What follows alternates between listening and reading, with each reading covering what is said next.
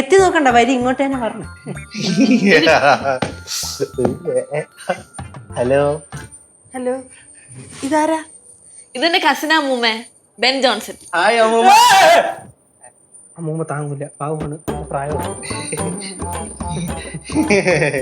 എന്താ മോന്റെ പേര്? Ben Johnson. എന്ത് ചെയ്യുന്നു? പ്രത്യേകിച്ച് ഒരു തേങ്ങയും ചെയ്യണില്ല, ഇങ്ങനെ ഇരിക്കും. മൂന്നാറേ കൊറേ പ്രോപ്പർട്ടി ഉണ്ട്, പിന്നെ കൊറേ ബിസിനസ്സും ഉണ്ട് ബെന്നിന്റെ ഡാഡിക്ക്. അതുകൊണ്ട് ബെന്നിന് പണിയില്ലാതോ സോഫയുടെ മുകളിൽ കൈ നീട്ടി വെച്ച് ഇങ്ങനെ ഇരിക്കും. നിങ്ങളെല്ലാരും പരിചയപ്പെടണം എന്ന് പറഞ്ഞപ്പോഴേ ഞാൻ വിളിച്ചോണ്ട് വന്നതാ. അല്ല, ലച്ചു ചേച്ചിനെ കണ്ടില്ലല്ലോ, എവിടെ? എന്തേ അറിയൂ? ഇല്ല.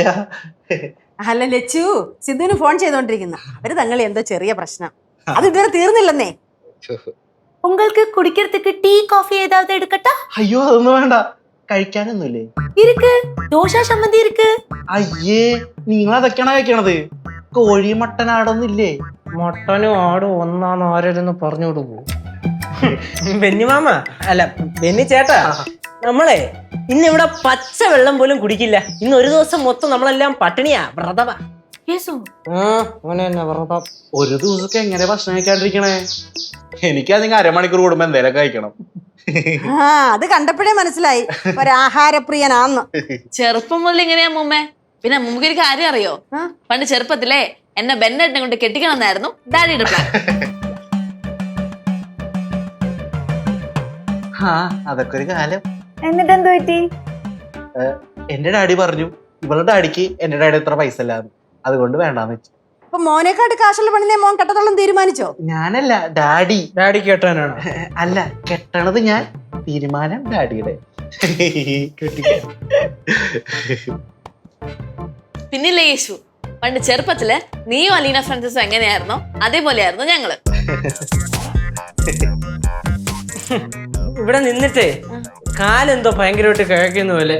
ഒന്നല്ലേ നീ ഒന്ന് നീങ്ങിയിരുന്നേ? അല്ലല്ല, ഞാൻ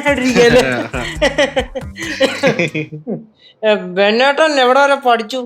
ഞാൻ അധികം പഠിക്കാനൊന്നും പോയില്ല. അധികം പഠിച്ചാ പൈസ ഉണ്ടാക്കാൻ പറ്റില്ല എന്ന് ഡാഡി പറഞ്ഞു, അതുകൊണ്ട് പകുതിച്ച് നിർത്തി. നല്ല ഡാഡി. യേശു, ഈ ബെന്നേട്ടന്റെ കൂടെ ട്രിപ്പ് ഒക്കെ പോണം. നമ്മൾ കണ്ടിട്ടും കേട്ടിട്ടില്ലാത്ത ഫുഡൊക്കെ മണത്ത് കണ്ടുപിടിക്കും. അതിന് നിന്നെക്കാ കഴിവാ ബെന്നേട്ടന്. മണത്ത് കണ്ടുപിടിക്കുന്നു? അത് ഭയങ്കര കഴിവാണല്ലോ. ഇന്നലെ ചൂരക്കറ കാണുന്നില്ലേ? അതെ, എങ്ങനെ മനസ്സിലായി? ഇതൊക്കെ എന്ത് കേശു ഫുഡിയാണോ? ഫുഡ് ആണോന്നോ? പക്ഷെ ബെന്നേട്ടന്റെ എത്ര പേരല്ല. അല്ല ബെന്നേട്ടാ, കേശുവിനെ പരിചയപ്പെട്ടില്ലേ? വീട്ടുകാരെയും പരിചയപ്പെട്ടില്ലേ? നമുക്ക് ഇറങ്ങിയാലോ എന്നാ? അല്ല, നീ അല്ല പറഞ്ഞ് കേശു ഭയങ്കര കോമഡി ആണെന്ന്. എന്നിട്ട് കോമഡി ഒന്നും പറഞ്ഞു കേട്ടില്ലല്ലോ. டேய் கேசு, ஒரு காமெடி சொல்லி கொடுப்பா. ഒരെണ്ണം പ്ലീസ്, ഒരെണ്ണം. കോമഡി അല്ലേ? കോമഡി ഞാൻ അടുത്ത പ്രാവശ്യം വരുമ്പോ പറഞ്ഞു തരാം. അടുത്ത പ്രാവശ്യം പറയണേ. ഉറപ്പായിട്ടും ഞാൻ പറയും. എന്നാ മതി, പോവാ. അയ്യോ, ഒരു ചായ പോലും കുടിച്ചില്ലല്ലോ. അയ്യോ അമ്മൂമ്മേ, ബെന്നേട്ടനെ ഒരു ഷോപ്പിംഗ് ഉണ്ട്. 4 കിലോ മട്ടനും 5 കിലോ പോത്തും.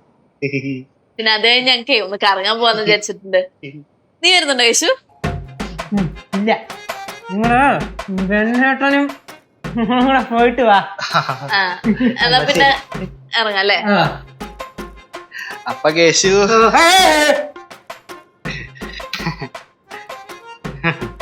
പോട്ടെ, പോട്ടെ. ഓ ശരി.